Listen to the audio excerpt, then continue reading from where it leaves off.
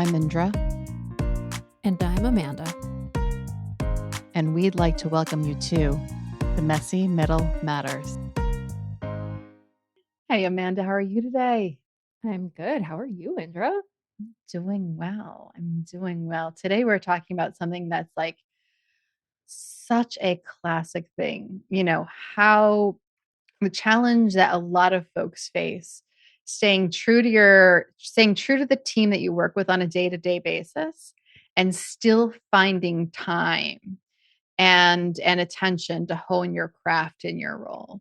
And that's really like we're going to talk about it from a couple of different angles, but I don't think I've ever been part of an organization where um that hasn't happened. Like maybe it's not the team, maybe it's the objective of the project, maybe it's like is it my leadership team that I'm a part of, or is it my craft team? Like there's all these different tensions and different ways of different identities that you hold in an organization, and which one, for lack of a better term, wins in which scenario is always really interesting to me.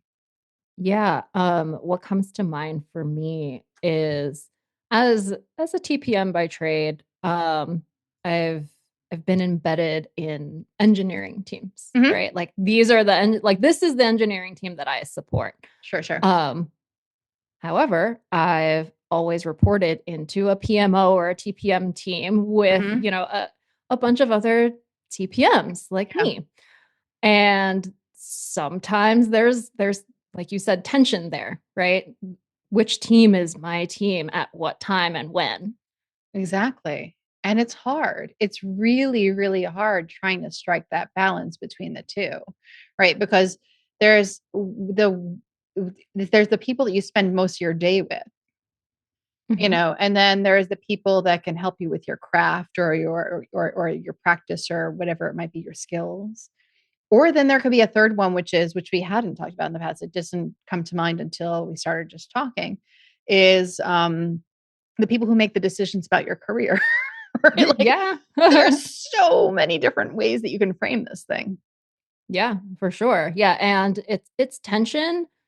It's not necessarily a bad tension. It's just inviting everyone to find the right balance between all of the things. 100%, 100%. So let's start digging into like team loyalty, right? Because I think that that's where the bulk, like if I'm thinking about the 80-20 rule, generally speaking, 80% of my time is spent with my working team, whoever that might Mhm. be. And then 20% of my time is spent with my craft. If I'm lucky on some weeks, sometimes it's a lot less than that. But like that importance of belonging and navigating that while still um creating the space within in that space for that other piece to be. So like team loyalty. Like Right. we've talked about team culture before. I remember the Pokemon. I can't remember the names that you had, but I knew it was a Pokemon team that we had The in some early Pikas. episodes. The Pikas. The Or the Pikas. pikas, right? Like there's a That's dual. Pikachu, so we can go Yeah. either way if we wanted to. But and I do, Yeah. and if I remember, you guys had that discussion. Anyway, I'm stealing your thunder. But that importance of team culture and the benefit of inclusion, like you were saying, from a program management perspective, you are generally speaking the only project or program manager, unless you're working on something that like requires is so big that it requires like a coordinator or somebody else to help out with things. Like you're usually the only person who understands the craft that you call your craft, right? Yeah. Yeah. And you're the only person on the team Mm-hmm. for illustration purposes, the Pikas, right? Mm-hmm. You are the project manager, the program manager, the only person who understands the craft. And you're also embedded in that team culture, right? Mm-hmm. You spend most of your time with that team. You said it, like a loyalty to that team. Mm-hmm. But, once a week, like me thinking back to when I actually was a part of this team, I think I had one meeting a week, like an hour a week with the rest of the program management Yeah. team. And we talked about, what our struggles were, what our wins were, like what our challenges were, and tried to Yeah. help each other with hone the craft Mm-hmm. that we were hired to do. Yeah. And I think that what's important about that, we can talk about like different places, but where my brain is going right now is that 1 hour a week, or, that 1 hour a week plus the Slack channel with the people that, Mhm. are in your craft or whatever it might be. Like that to me, in my experience, is just such a grounding place to be. It helps me feel like my thing matters. It helps me feel, it feel like I'm doing a good job versus like being liked, because being liked and being effective are two different things. And like if I'm too much in that team mode of trying to be with everyone else and their intrinsic and extrinsic reward systems are not the same as mine, it can be real. I can get lost in the sauce and lose myself and my identity really, if I'm not careful about it.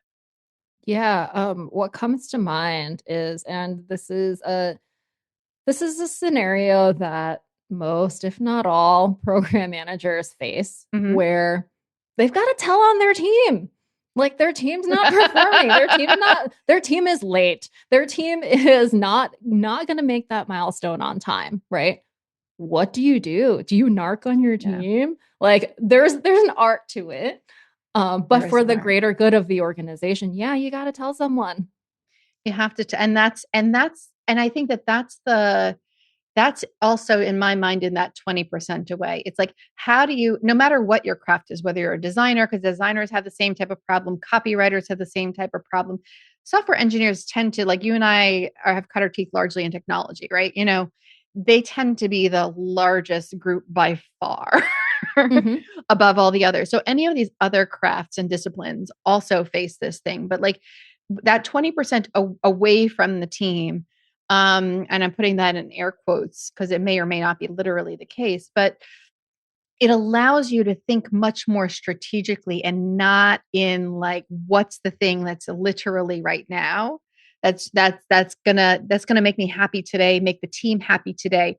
What's going to make the team succeed in the long run? Like you were saying, telling somebody trusted, usually, right? Because you're not going to be running, my team doesn't know what it's doing, it's not going to hit the deadline, like Right. you know, Guess what? My team doesn't know Jack. woo, missing every deadline for the rest of the quarter. Whoa. No, like you would talk to somebody trusted and say, hey, these are the challenges I'm facing, and doing it with the intention of your team succeeding, right? Like Right. that's the beauty of having that like 20%. It gives you the space to do that kind of thinking and help the team, not only yourself succeed in the long run by honing your craft and everything, not only helping the business or the larger organization succeed because there's consistency across teams because you were able to sync up with your craft practitioners, but it also helps that team actually succeed because, you know, hope is not a hope is a survival skill. Let's be very clear. I've made stickers that say that, hope is a survival skill,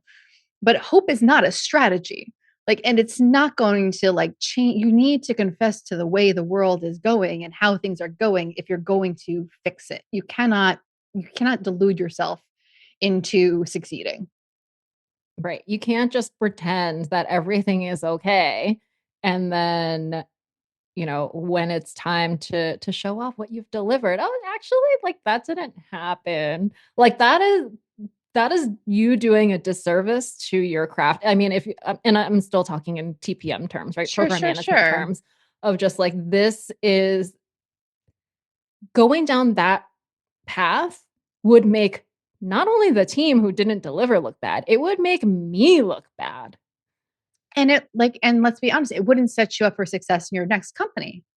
Like, Correct. because, I unless you are the person who owns your own business, odds are at some point in time, you're going to be looking for a job in a different company. And if you're not staying true to your craft and true to the understanding of the skills that are expected at your career stage and everything else, when you and the company part ways for one reason or another, you're going to have a hard time finding a role that align that meshes with how you operate, right? So like helping to align with the way that the general world works is also really, it's a little self-serving, but people who are in roles like program management tend to not do enough self-serving stuff, in my opinion, as Yeah. a Also, my collective. opinion.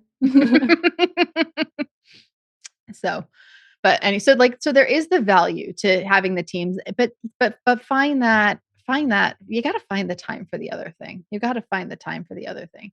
And like you're saying, like when there might be reasons for you to have to quote narc on your team and do Right. something that doesn't make them happy. Like so in those scenarios, I mean, I think I gave some perspectives on how I would handle like when do you have any scenarios that come to mind on when you had to say to like the person who's overseeing the strategic roadmap, like, hey, we're not going to hit that one, and how that Yeah. worked out, and like the not just the conversation with that person, but the coming back to the team. Yeah. Well, I have given Mm-hmm. the team a heads up, like, hey, during today's, overall weekly status meeting for all the stakeholders on this project, I'm going to let them know that we're not meeting this deadline. And here's Yeah. why, right? Back to Here's the why. why We've talked about that lots of it's not a times. bad thing, Yeah. right? Like framing it as transparency, framing it as getting ahead of the problem, Yeah. because not saying it out loud doesn't make the problem go away. We're still not going to meet it. No, no, it doesn't. I think the pre-telegraphing, because that invites them into the scenario and it prepares them for whatever will come out of your conversation. Right. And if we've discussed it already, I'll be like, and here, like, I'm going to tell leadership this is why we're not meeting, this predefined milestone date. Here's what we're doing to try to get back on track, but like no guarantees. And if Yeah. we haven't had that conversation, let's have that conversation now. Engineering team, is there anything that we can do to get this back on track? And just being fair and honest and Yeah.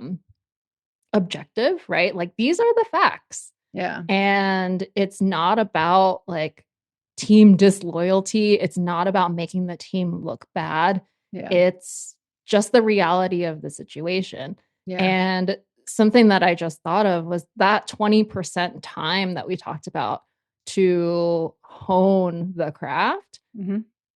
This is part of the craft. It is part of the craft. And I think that where I've struggled in my career is when I have not been able to have not had a clear touch point to go back to craft, right? Where I don't Mhm. have those collaborators, where I don't have those people. And I feel, you just feel it's lonely. Like it can be Mhm. very, very lonely being, the only craft practitioner in a larger group. And it's so important to find. I did a talk on this years ago, actually, Sign Up Summit 2019, I think. It was based on my experience at WeWork as part of a TPM team, right? And there, it was a large part of it was find your tribe, find the people that you have. And like we had our little group of folks that every Friday afternoon we would call it the rose all day, or rose all day, folks. For those of you like not familiar with WeWork's lore, there was an awful lot of alcohol that we were surrounded by. So a lot of the metaphors and the whatever were sometimes, not a lot of them, but some of them were that. But the Rose All Day Club did not necessarily drink, right? But we were there to hang out together and work through their craft. Sometimes we didn't literally even talk to each other, but we got together and we kept churning on our projects, but shoulder to shoulder with all the rest of the TPMs that were there. There was like 5 of us in that, like when it was at its like, at its juiciest. There was others that joined us in like, there's a cascading set of literal circles around us, of different types of people and ops roles and whatever. But we would all cluster together every Friday, the Rose all day folks. And we would just like keep churning, wrap up your work. And then you could ask them like, oh, that was crazy, or that was this, that was that. Like that is also part of craft, because you need your craft community. Yeah. That reminds me of I had the word and I just lost it. Guilds. Guilds. Yeah, it's similar to Yeah. guilds. It's similar Yeah. to guilds. Yeah, Yeah. Like I've been in organizations where there's been an engineering guild, there's been a design guild, there's just, these frameworks, these groups that are put together to allow people to find their community, uh, even if their team, or actually, especially if their team is just so focused on delivering the thing, right? Yeah. Where does your 20% like honing the craft time go? Yeah. So, yeah, I think we covered a lot of it. I think that it is like understanding, recognizing the fact that you have your day-to-day team, and there will be something that you need to serve and be part of your team, and that will feed you in one way. That's usually, in my experience, very like short-term rewards, right? Like it gives me a sense of belonging. It gives me a lot of like on like a literal day-to-day basis. Like I have a place to go and people to work with. And then there's your craft. There's your craft or your subcraft, as you're talking about the guilds. I was thinking all the various like sub-engineering functions that sometimes have these Mm-hmm. various guilds or special interest groups or whatever they might be. Make sure that you find the time and carve out the time to connect with those so that you can actually feed those long-term incentives, those things that are a little bit more durable, those things that last from job to job. And if you don't, and if you don't, and if you don't, we should touch on this just a little bit too. If you don't have that connection in your work, because I bet you that enough of our listeners are like just a one person show, the only of their kind in their entire company. Like that's hard. Find your community outside. And that might be listening to podcasts, not necessarily that it could be ours, like, hey, I think of this as a community. I don't know how anyone listening thinks of it. I think of this as a community. Um, and so it might be listening to podcasts, it might be reading books, it might be joining like forums. There's enough Slack communities. The design ops assembly is fantastic. It might be going to meetups that are craft or craft adjacent. Find the way to feed yourself, because it'll without both of those, it's just insufficient, or it's not as sufficient as it could be, in my opinion. Yeah, there's something to be said about you are responsible for your career, right? Like your career is something that you will take from job to job. Like that is what a Yeah. career is. Yeah. The team that you are embedded in and work with day to day may not always be there. So ensure that you give yourself the time and space to hone your craft and to improve and get better and learn more things and progress in your career. It's nourishment. It's nourishment. Thank you, Amanda, for another rich conversation. And thank you to everyone for listening and for joining us. Hopefully, you got something out of the conversation that was valuable, or at least you felt seen and again, part of a community. And I hope you'll join us next time when we cover another topic for the messy middle. Bye, everyone. Bye. Thanks for taking time with us in the messy middle. Word of mouth remains the most powerful way for people to find us. If this episode sparked something for you, we'd love it if you'd subscribe to the podcast on your favorite app, download a few episodes, and share it with someone else who's navigating the in between. Do you have ideas for future episodes or topics you'd like us to explore? You can find our feedback form at themessymiddlematters.com or in the show notes. Thank you for joining us on this journey. This work is better when we do it together. Until next time.